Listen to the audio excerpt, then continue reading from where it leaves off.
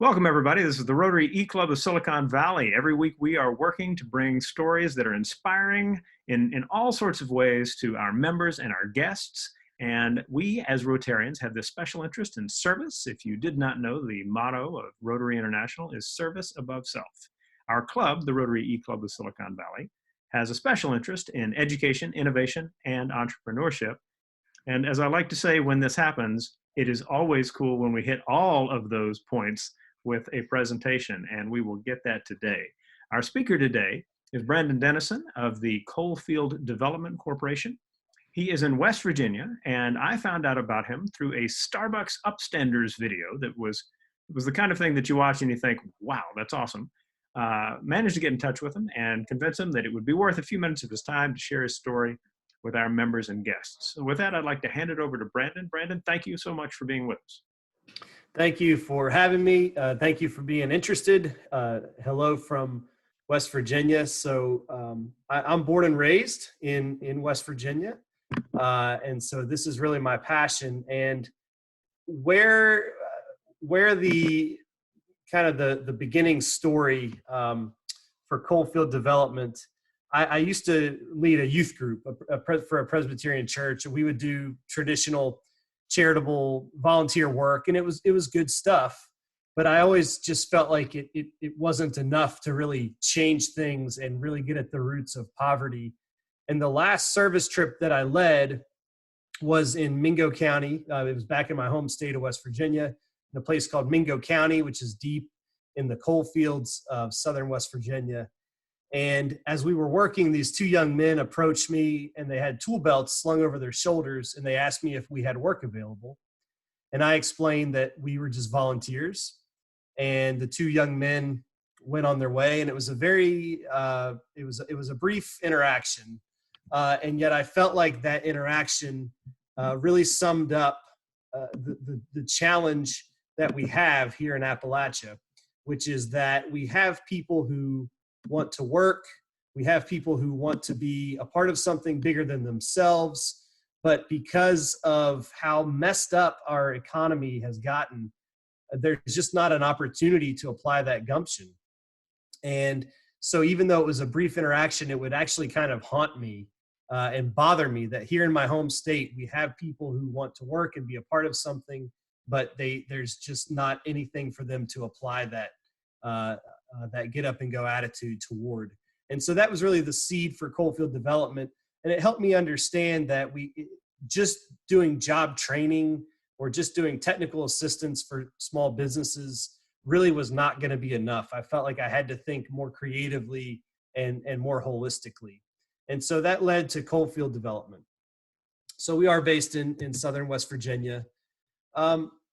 We do have a lot of challenges here, and this slide kind of encapsulates I'll call them stereotypes, but they're not totally unfair. I mean, we've been overly reliant on one industry for a long time, on the coal industry. It's made us very vulnerable. It's like when you go to see a financial advisor, they're never going to tell you, put all your money in stocks or put all your money in bonds. They're always going to say, diversify your portfolio. And in West Virginia, we've failed to diversify our economy. And so now we find ourselves in a tough spot. Our environment is, in many instances, decimated. There's a picture here of a mountaintop removal site, just hundreds of thousands of acres per strip mine site, turned into a moonscape, basically. And the coal industry has been in decline for decades. It's been in the headlines recently, but really over time, it's been this slow decline in employment. And so now we have this opioid crisis, this addiction crisis, which really is very much tied to the economic crisis. A lot of people feel like there's just not hope for a better tomorrow. And that leads to, in many cases, this need to kind of numb the pain. So we are in a tough spot, and yet there's much more to the story. We're tough people, we're creative people, we're hardworking people. And so there's more to the story. So our mission here, we inspire Appalachian courage and then activate creativity. And then we have this word we use a lot, which is cultivate community and cultivate opportunity. So in other words, we're not just trying to create jobs or attract businesses, but really provide holistic supports to people who are experiencing poverty so they can reverse that poverty cycle and live a full life. So we put a lot of thought into our theory of change, and this really, you should read this from the bottom up. So we're very much grounded in community, collaboration with our partners. We do on-the-job training. We layer on higher education.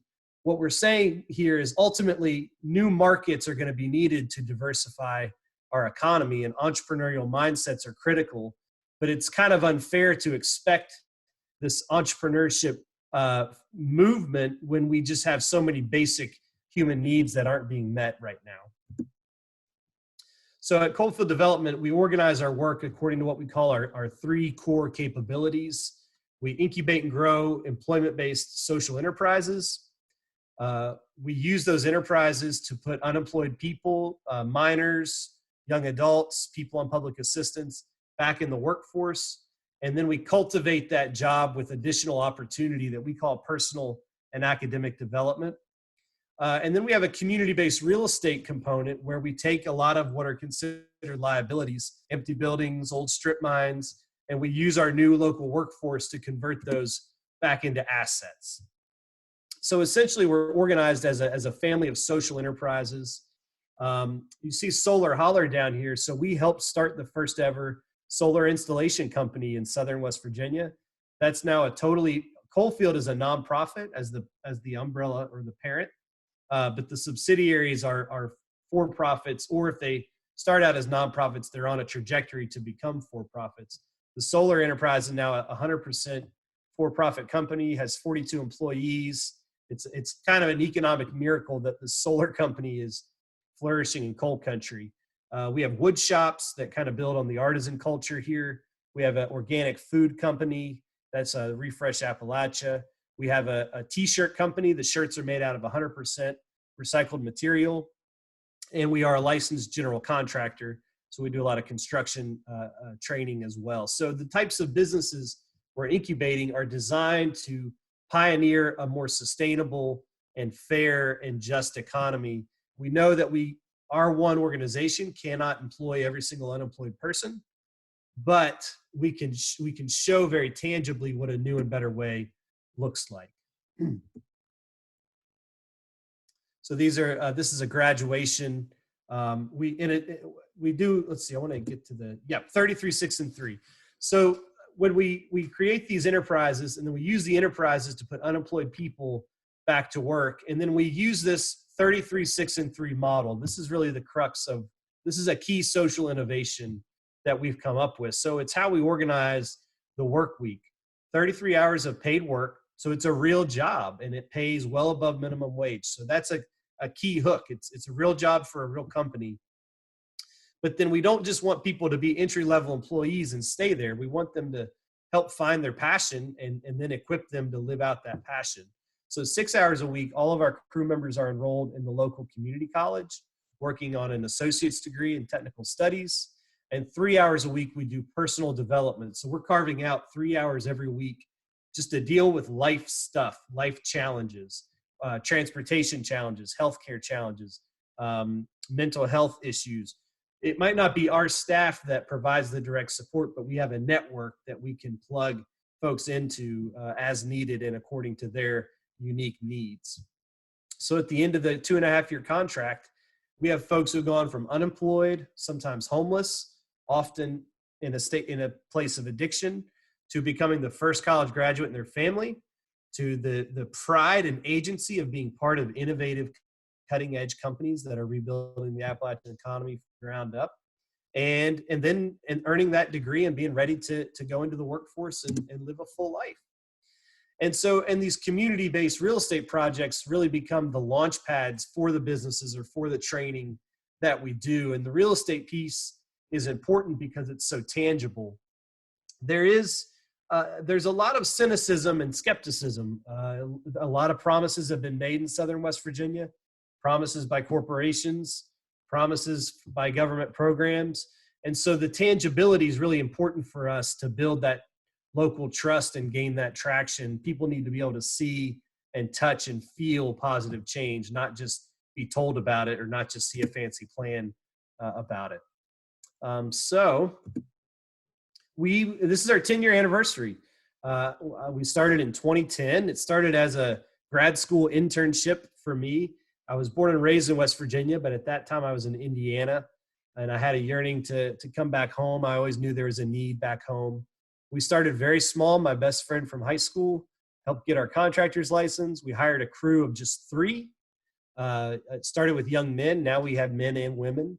And we've trained over 1,000 people. We've created over 250 new jobs. We've actually leveraged over $20 million in new funding into Southern West Virginia in the last 10 years. So it's been a good first decade, and we certainly hope to more than double that in the next decade. And I appreciate your all's interest, and I'm happy to take questions. And I meant to put my email up there. My personal email is on our website, and it's bdennison@coalfield-development.org. If I don't get your question today, by all means, shoot me an email, and I'm pretty easy to find.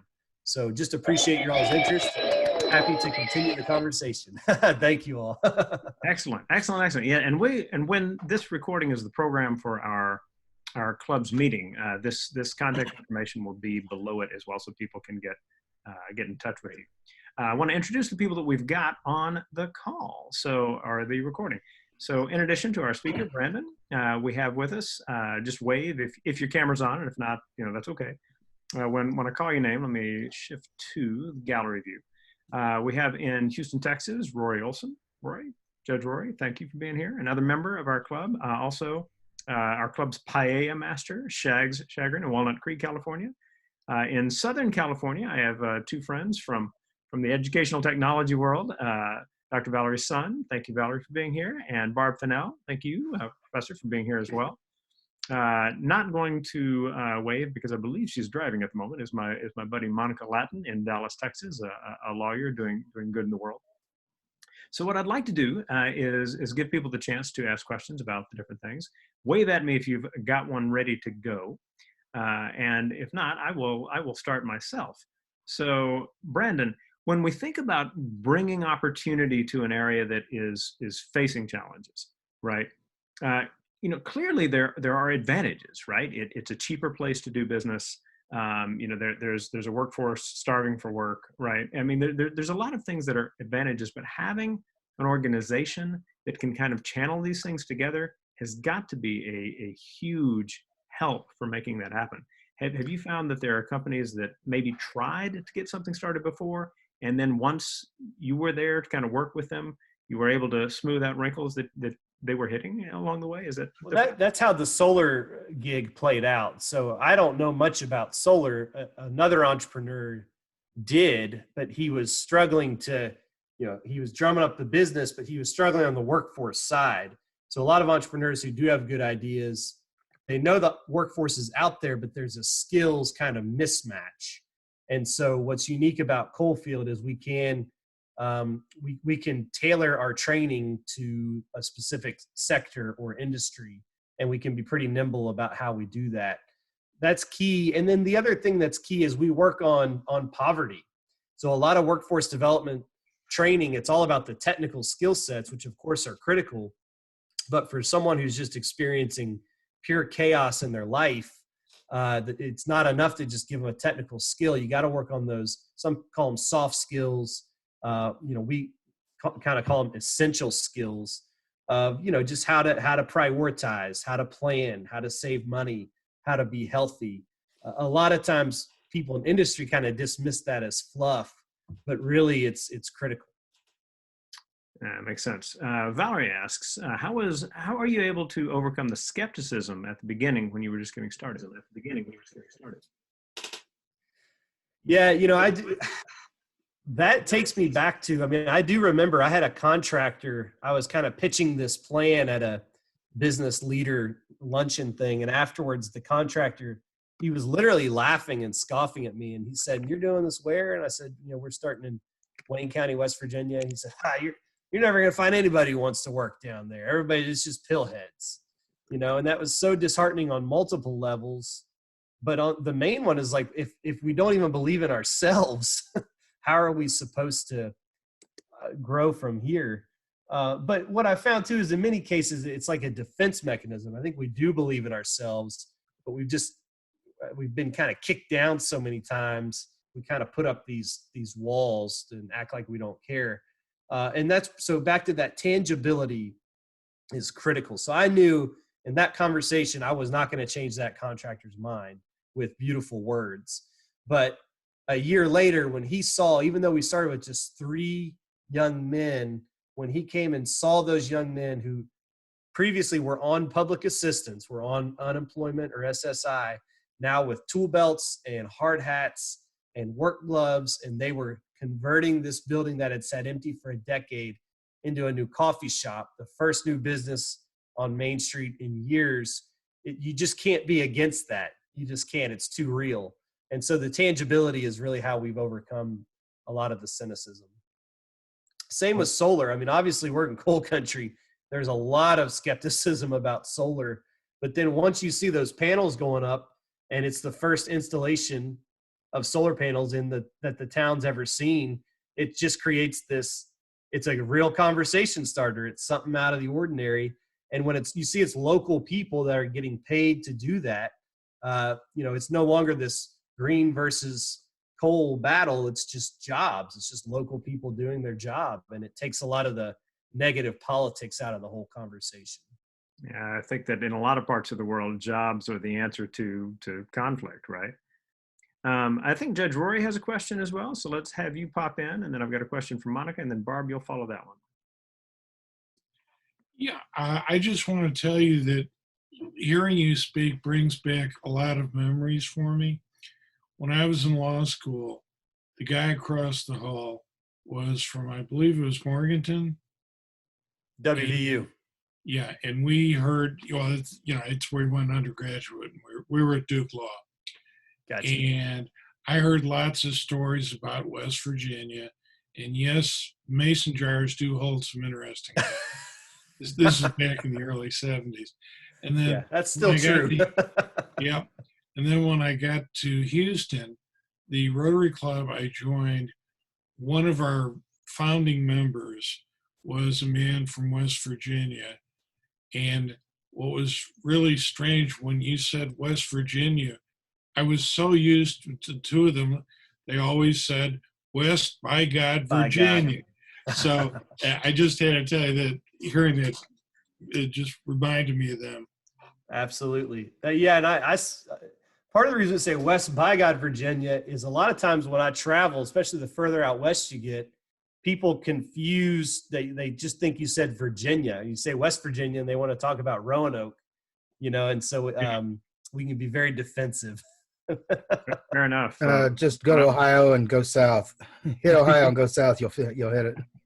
Yeah. When I was overseas, I did a lot of my growing up in Arkansas, and people would say, "Oh, Arkansas," and I'd be like, "No, Arkansas. The other state is Kansas, right?" So Monica has a question. She's like, "So we've had over 1,000, people trained. What are some of the jobs, like just job that graduates have obtained as a result of the training that they get from coalfield development?" Yep. So solar installer has been a good success. We do a lot of carpenters, union carpenter. We have a partnership with the local carpenters union that works very well. Manufacturing, even though we don't necessarily train in manufacturing, a lot of the skill sets, the soft skill sets, just employers like that we can guarantee someone will be on time, they'll have a good attitude, they'll pass a drug test. That's a good starting point, even if we didn't exactly train in the technical skills that the employer's looking for. I would say those 3 have been our biggest: solar, construction, and manufacturing. Got it. Great. Thank you. Barb, you're up. Hi, so I am calling here from Southern California, and I love the idea of being able to really have that whole thing of having a hand up and not a hand out type of thing. I know that's such a trite term, but it's so true, because when you are part of community, how much that makes a difference in feeling that you aren't alone, that you are making that full change. I come from kind of a harsh background, and so I had a brother who spent some time in prison, and love him, one of my favorite people in the world. But just seeing how in rebuilding your life, that you have to have a chance to have community and a chance to have people who believe in you.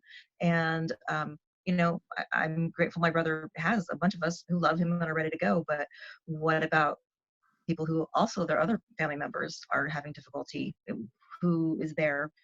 How many people can be there for someone when if a lot of people are struggling? With that, I wanted to point out that I love the idea of the 33-6-3, because I just think that's a really well thought out plan, with the idea of having the 33 hours of work, because then you're getting paid and that kind of thing. And then just the idea of getting your degree along with that time. What a great way of being able to also show other family members, kids, that kind of thing, that you are working toward the future and getting something from that. I have a question though about the 3. For the professional development, I was wondering, the personal development, what you said that they get to choose what kind of things will be meaningful for them. So I'm wondering, and you said you have people that come in. So if you have somebody who has financial needs, someone who needs AA meetings, if you have other, like whatever they need, how do you make that happen? Or do you just have different workshops and they can attend what they need? So it's actually, it's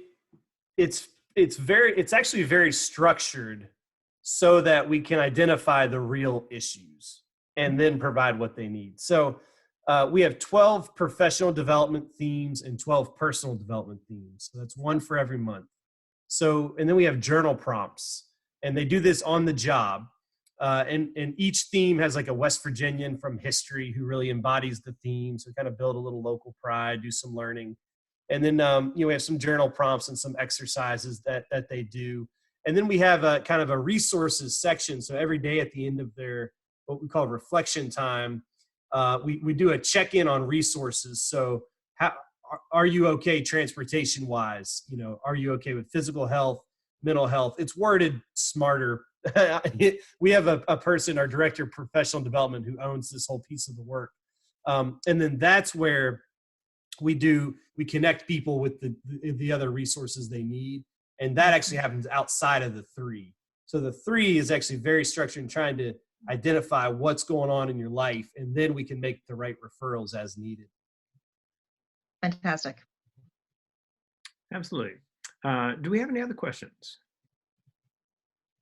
So what we'll do is I'll wind things down and we'll stop the recording for our members and guests. So or those watching the recording, we get to keep talking to the guy as long as our speakers have a little time. We get to ask more questions after we stop the recording. It's a perk of being part of the club, to meet such interesting people and really engage in such good ideas. All of our members and guests are encouraged to do 2 things. One is let us know you were here. So they're down the page a little bit in the meeting where this is posted. You'll see a little attendance piece. And if you put your email in properly, those of you who are visiting us from other Rotary clubs, you'll get an email that you can pass along to your club secretary to make up a mess for your own club. Additionally, at the bottom, we have our forum, the discuss section, DISQUS, and we ask people to leave comments, leave questions about this program, about other elements of the meeting, things you've read, things you're curious about. We love hearing from people about our model for trying to bring technology to serve the business of service. So with that, I would like to hand it back to Brandon Brandon. That's how your name gets contracted. Brandon, for a last word for the recording. Well, thank you all for your interest. And what I would ask is that you would believe in us. I do think that's powerful, to a question earlier. We're not just flyover country, and we don't shift to cleaner energy. I do believe we need to make the shift to cleaner energy, but in doing so, we can't forget the communities that have given so much to our country, to power our country for so long. We can't just be left behind. Otherwise, a lot of the hurt and the pain in our country is just going to get deeper and deeper. So conversations just like this, I actually think are quite valuable, and I appreciate your interest. And the last thing I'll say, kind of a shameless plug, you can go to COALFIELD development.org and donate. Or you could go, if you go to that same website, you can get redirected to the pages of some of our social enterprises, and you can do business with us. Our wood shop makes office furniture. Our t-shirt company does custom t-shirt designs, and we love to do business with you. So thanks so much for your interest, and hope to meet some of you in person someday soon. Awesome, Brendan. Thanks again. And everyone else, we'll see you next week.